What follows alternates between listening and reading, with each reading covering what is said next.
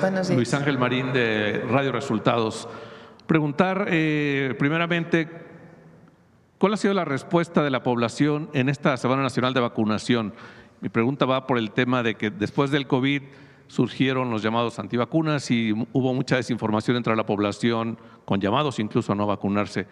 ¿Cuál ha sido la respuesta y si se haría un llamado a la población a confiar en la calidad de las vacunas, en la cantidad, etcétera? Pues la meta es 1,5, ¿verdad?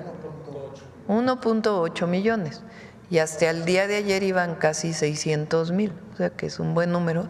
Y hacer un llamado, porque es para todas las edades, a que se vayan a vacunar a cualquier centro de salud, es totalmente gratuito.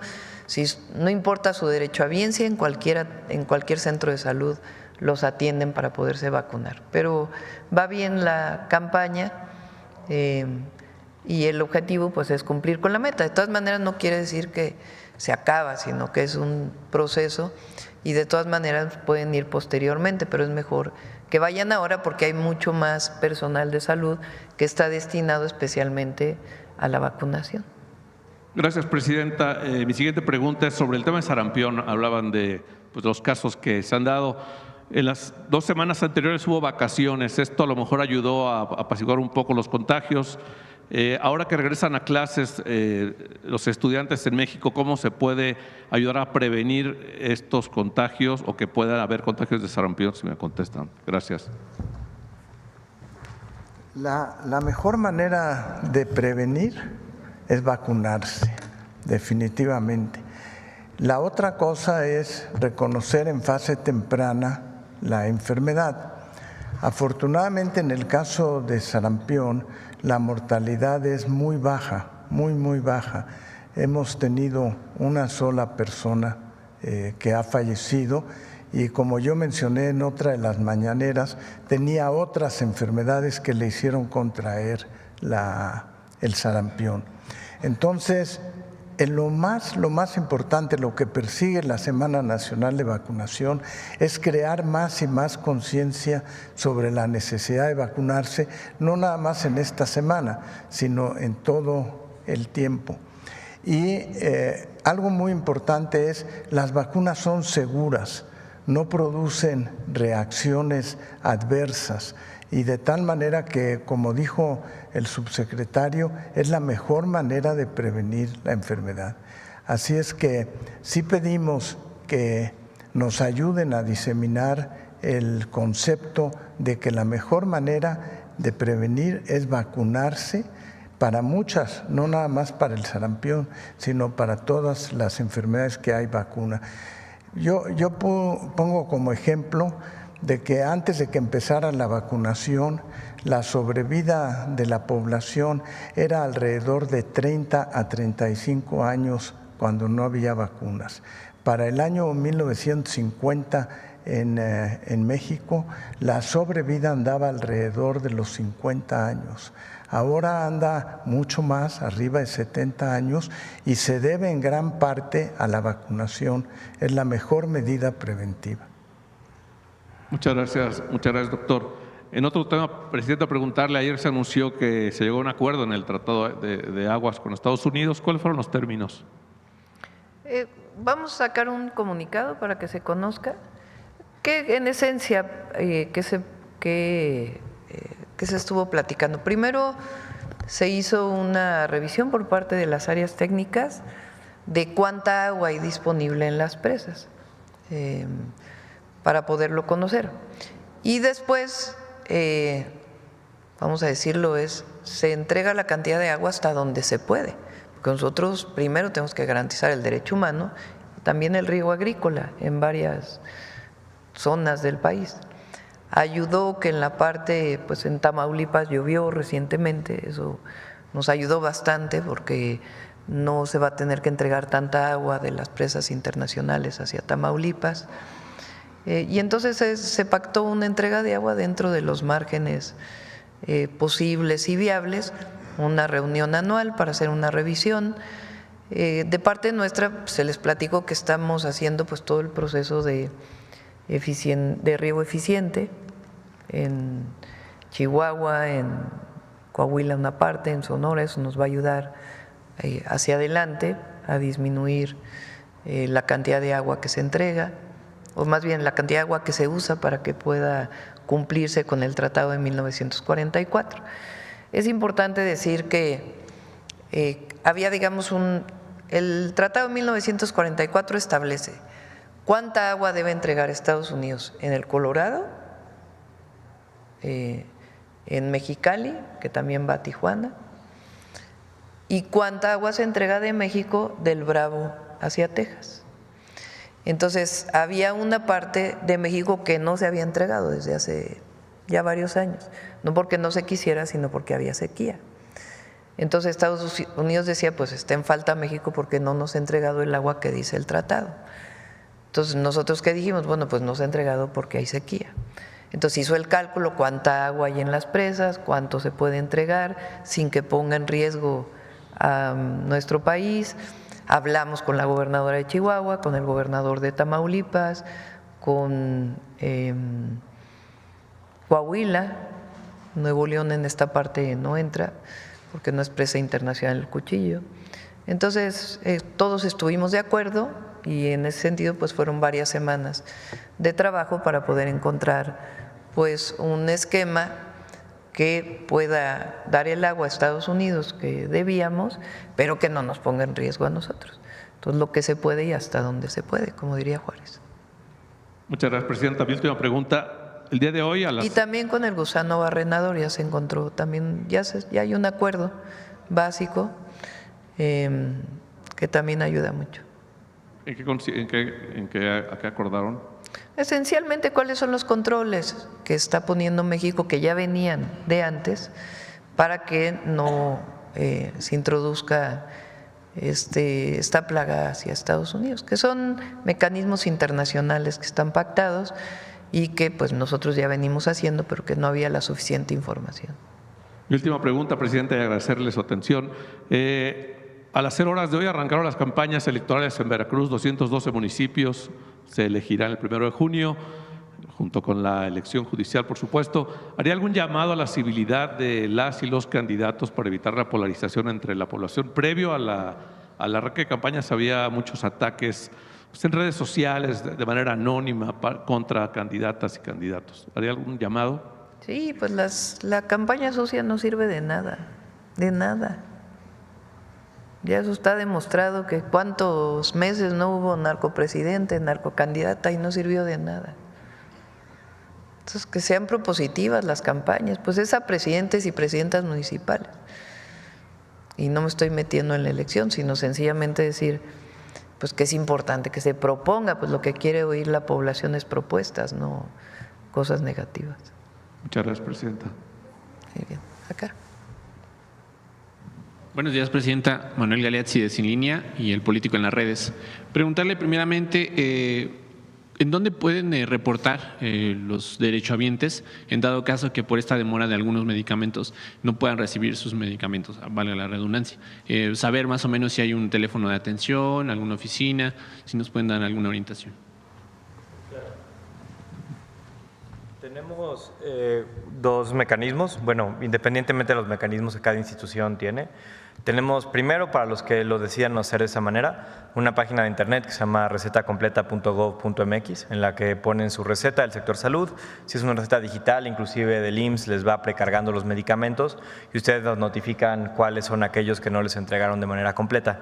Es una plataforma que utilizamos de manera recurrente los equipos de la Secretaría de Salud, del IMSS, etcétera, para identificar algunos huecos que tengamos. De igual manera, Birmex tiene un centro de atención telefónica, no me sé el número de memoria, ahorita creo que nos ayuda Pau, pero en esa misma plataforma, para las personas que no quieran usar internet, pueden hacer el mismo reporte. Y eso no sirve solo como un tema estadístico informativo, que sí lo sirve para eso también, pero también como un tema resolutivo, es decir, lo que tenemos de compromiso de las instituciones, en el IMSS lo hacen de manera pues, muy eficiente desde hace varios años, no es algo que iniciemos nosotros, buscar a los derechohabientes para tratar de entender cómo hacerles llegar su medicamento. Esos son los dos mecanismos centralizados que tenemos. Independientemente de eso, cada institución además tiene sus mecanismos particulares, locales, en las delegaciones, en los hospitales, pero estos son los mecanismos centralizados con los cuales nosotros también evaluamos un poco a nuestros compañeros del sector en términos de la resolutividad que tengan. Gracias. En otro tema, Presidenta, hoy se cumplen 100 días de gobierno del presidente Donald Trump.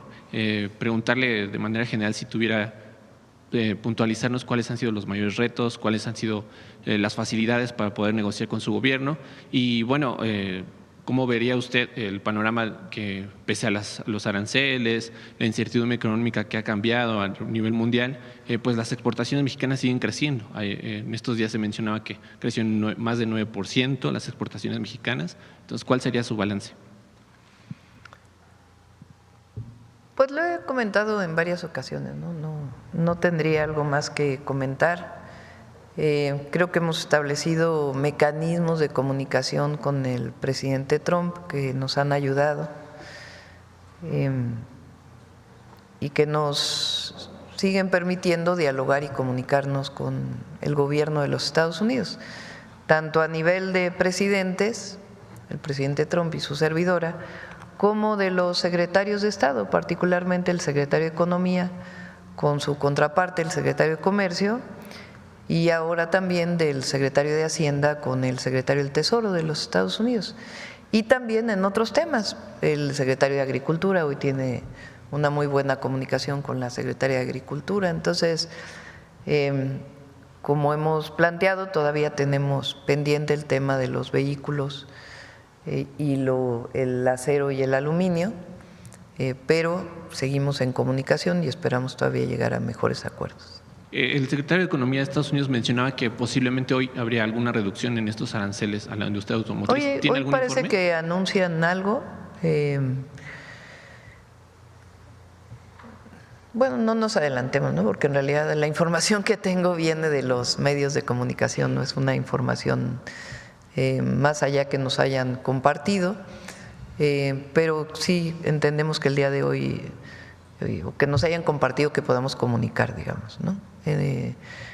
Entonces, pues vamos a esperar al anuncio del día de hoy y esperemos pues que sea bueno y todavía seguimos dialogando de todas maneras. Presidenta, la semana pasada también se le comentó aquí respecto al caso del delegado del IMSS en Tamaulipas, José Luis Aranza Aguilar, y ahora es un tema que está pues otra vez retomándose en los medios, en las primeras planas, porque se comprobó que supuestamente reportes de la Vocería de Seguridad de aquel estado mencionaban que sí contaba con dinero en efectivo en su poder y una arma incluso. A lo de Tamaulipas, ¿no? Sí, exacto. Sí, a ver, lo que yo dije es lo que comentaron en el gabinete que pudiera haber ocurrido. No es que yo aseguré que eso se planteó en el gabinete, pero pues le corresponde a la Fiscalía investigar, ¿no? Cómo fue esa detención y que diga la Fiscalía realmente qué ocurrió. Insisten algunos, Presidenta, en que si hay una necesidad a hacer un llamado para que se inhabilite este funcionario. ¿Cuál sería el llamado? No, pues tienen que hacerse las investigaciones. No me corresponde a mí como presidenta decir si se inhabilita o no a quién. Es como en el tema de los medicamentos. Yo doy orientaciones en las reuniones que tenemos, pero a quién le corresponde inhabilitar con base en ciertos reglamentos, pues a la Secretaría Anticorrupción. Si no se vuelve todo subjetivo, ¿no? ¿A quién le corresponde en este caso? Pues a la Fiscalía del Estado, que pueda dar toda la información, e igualmente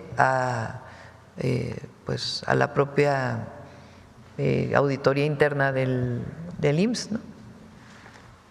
Entonces, y que se investigue y que se diga exactamente qué ocurrió. Ya por último, Presidenta, preguntarle, ¿en dónde va a estar usted durante el simulacro que se va a realizar? Aquí hoy? vamos a estar a las 11:30. Ya nos tocará seguir todo el procedimiento de salir de las oficinas. Gracias, Presidenta. No, hay un punto de reunión aquí adentro. Sí. Adelante. A ver tú y luego la compañera. Ok, muchas gracias, presidenta, y funcionarios y funcionarias que la acompañan. Ramón Flores, del Centinela Informa. Presidenta, líderes de los sectores turísticos empresariales, pero sobre todo de la sociedad, se encuentran preocupados sobre la desatada violencia en Baja California Sur, que culminó recientemente con el homicidio del comandante Ulises Omar Cota Montaño, un lamentable hecho que aparentemente había sido orquestado por un generador de violencia, quien, como usted ya lo había mencionado en esta conferencia, estaba en prisión desde el 2017 y a pocos días de obtener su libertad, inició una campaña de violencia en el Estado que ha concluido en la recomendación por los Estados Unidos a no visitar el Estado debido a la violencia afectando directamente la economía de los sudcalifornianos. Me queda claro que mucho de esta violencia los autores son parte del Poder Judicial, pues liberaron a un fuerte generador de violencia. Hasta este momento hay 7 presuntos delincuentes que al parecer estuvieron involucrados con el homicidio del comandante. El gobernador Víctor Castro comentó que por instrucciones de usted envió una comisión de seguimiento de la Mesa Nacional desde el primer momento y alerta por los hechos ocurridos en el Estado. Comentó que tuvieron contacto directo con la Secretaría de Gobernación y puente inmediato con usted, presidenta, quien decidió una intervención inmediata, cuyos efectos se aprecian muy bien por todos los sectores sociales.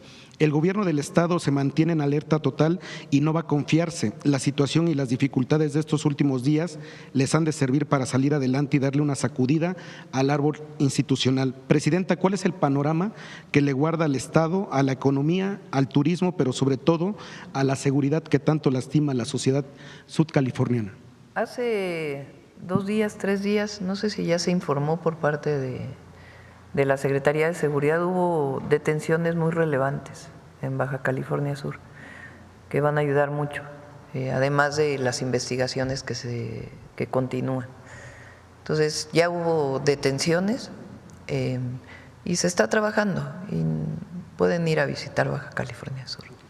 Presidenta, retomando el tema Los de Cabos particularmente, que es el destino turístico por excelencia. Ok, muchas gracias. Presidenta, retomando el tema de mi compañera Nancy Flores sobre lo de Cedillo, una de las más afectadas fue mi señora madre, porque a nosotros nos tocó vivir, los que estamos aquí de 40 años, 42, 45, nos tocó vivir ese sexenio de horror. Estoy hablando económicamente, porque también hay otros temas sobre narcotráfico, pero ayer sí me dijo mi señora madre que le preguntara a usted que si le va a hacer justicia a todas las mujeres que fueron víctimas, porque no se habla de los suicidios que hubo en la devaluación. En la devaluación del 94, muchos señores se suicidaron porque perdieron todo. Mi señora madre me dijo, pregúntale a la presidenta si nos va a hacer justicia a las viudas, ella lo nombró así, a las viudas de lo que fue la crisis del 94. Sí, fueron tragedias familiares muy grandes. Incluso en aquella época muchísimos mexicanos y mexicanas migraron a los Estados Unidos porque no encontraban alternativas, personas que tenían un pequeño negocio, que vivían de él, que habían pedido un préstamo y de pronto el préstamo se fue al cielo, no podían pagar y entonces les quitaron sus negocios, la propia banca. O sea, fíjense, les quitan sus negocios, se rescatan con recurso público y nunca se les regresan los negocios que fueron recuperados por la banca, que hubiera sido lo menos que hubiera ocurrido. En esa época incluso hubo muchísimas deportaciones de Estados Unidos a México, pero muchísimos migrantes en aquella época y muchas, como tú bien dices, tragedias familiares, problemas muy graves de personas que lo perdieron absolutamente todo.